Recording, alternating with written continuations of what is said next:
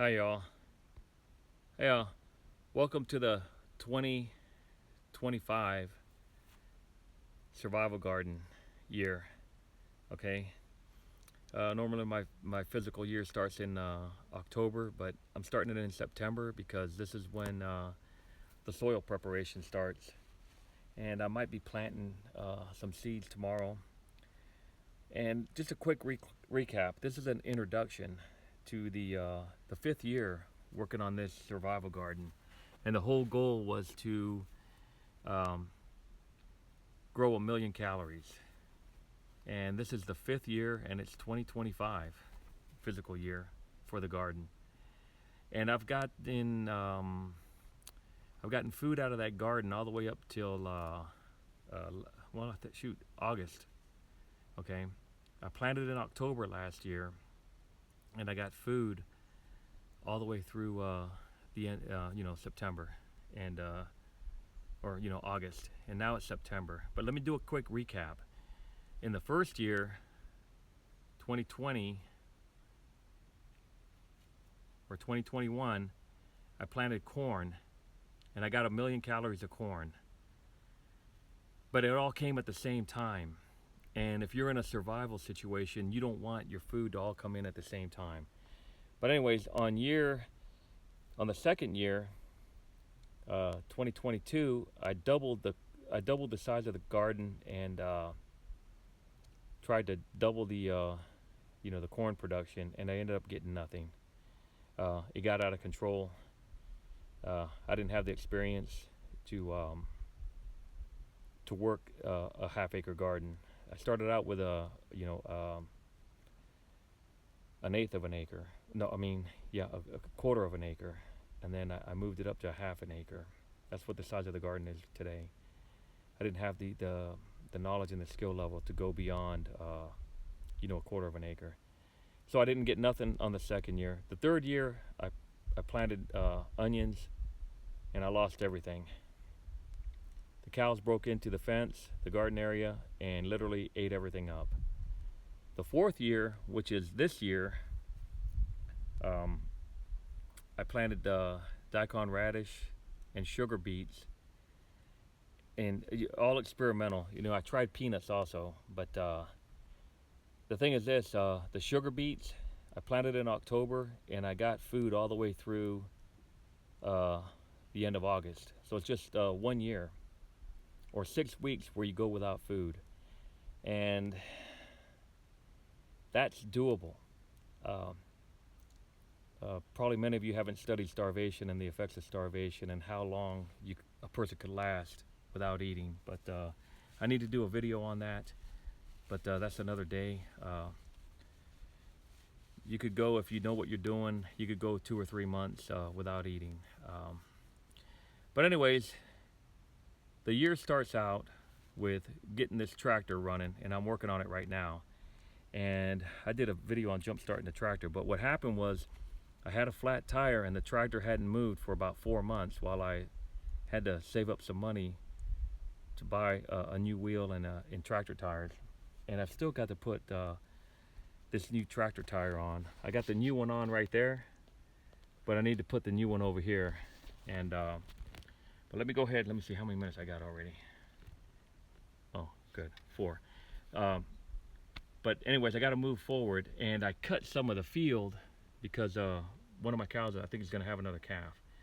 But what happened was, from sitting so long, my tractor wouldn't start, and I used the tow strap to start it. But let me show you what the root cause of the problem was. And this is a rare problem to find on a Ford 801 for a tractor that's been sitting for a while. Okay, and what happened was this right here, and this is the way the 2025 year 5 growing season starts out. Okay, it starts out with getting the tractor running. So I've got the distributor and the rotor all torn apart, and I've got it in pieces over here. Okay, and but anyways, what happened, why the tractor wouldn't start, was this mechanical advance. What this does right here, these are weights right here. And when this thing's spinning, when the motor's turning, notice this right here, this edge right here, it moves it. See how it's moving it? That's called the mechanical advance, okay? And these points were, these weights, and these are called the counterweights right here. See how they're on both sides? So there's a spring in here somewhere, and this whole thing in here was rusted. Remember, we had a lot of rain, and I had a flat tire, and it wouldn't start. But anyways, what I did was I took some WD-40, and I cleaned it all up in here, and these weights were frozen, and now they're not frozen, so it's going to work. The mechanical advance is going to do what it's supposed to do. Now what happens is, when this crankshaft is at top dead center, okay, there's a timing mark somewhere on this crank. Somewhere there's a timing mark. And these weights right here are retracted. They're not expanded, they're retracted. Okay? And what they do is, they're at top dead center. And then as the motor starts, the weights go out, and look at that cam right there. See that top? It moves it to the left. And that causes the spark from the coil to spark about 15 degrees before the top dead center of the piston, okay? But what happened was, because these were stuck in the open position, every time the spark came from the coil, well, it's bringing air in from the outside to fill in the chamber to create a little explosion right inside the chamber. But because it was 15 degrees advanced, the intake valve was open, and it caused the spark to go through the carburetor instead of out the exhaust. Got that? Because the air comes in through the carburetor and goes out through the exhaust right there. So it was stuck open in the 15 degrees advanced, and that's why the thing would never start. But it would start when we were running, when the tractor was being towed. It would start, because when I put it in like 4th gear, you know, and we're going about 5 or 10 miles an hour, it was sufficiently advanced to start the tractor. But this right here was frozen closed. I mean, it wouldn't move at all. Okay, so I'm gonna put it all back together, and hopefully I'll have that garden tilled tomorrow morning and planted with some seed. I've got some seed I'm going to put down. I'm going to put down garlic, and I'm going to put down some of those very expensive Detroit golden beets. $100, $97 a pound for the Detroit golden beet. It tastes like a hint of orange in the beet. It's really good. Now I'm going to plant the regular sugar beet also, because that gives me you know, just a plain sugar type taste.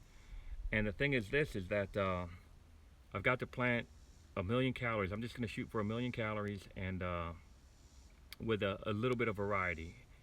And if one sugar beet gives me 1,500 calories a pound, I could get 3,000 calories from a 2-pound sugar beet.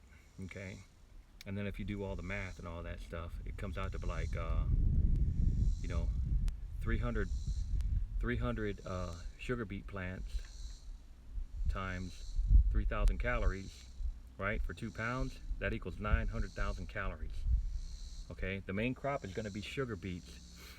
I'm going to plant a little extra. Now I could put about maybe 30 sugar beets per row, so I need 10 rows, you know, at 30 per row times 10, that's 300 sugar beets, and that'll give me 900,000 calories.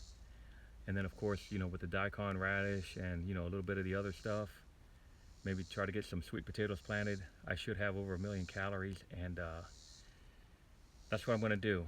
The idea is to figure out how to eat and how to generate your calories throughout the year. Now you got to remember, those sugar beets, you could harvest them throughout the year. Okay, they don't have to be harvested all at once like corn. You know, you eat them as you go, and I figure about 5 sugar beets a week, you know, 20 a month, or, you know, 5 times 20, or 5 times 4 is 5 times 4 is 20. 20 20 sugar beets a month times 10 months is 200, plus another 2 is 240 sugar beets. You know, but I'm going to go ahead and plant 300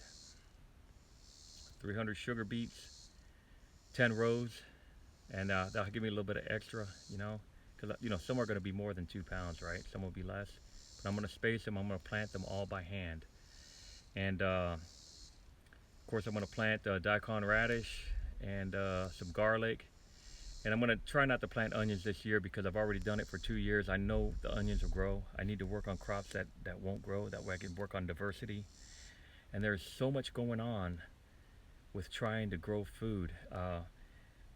Most people aren't going to be able to make it, okay? So stock up on food, all right? It's very difficult. It looks easy because these farmers that are doing this stuff, these gardeners, they've been doing it for a long time, and they know what they're doing. This is year 5, and this might be the year that it all comes together. You know, I got that water pump working, and then it died after I did that video on it. Damn. So I got to deal with that issue too. Okay, but anyways, this is video 1 of the 2025 million calorie survival garden, and hopefully this is the year where everything comes together. All right, see y'all later.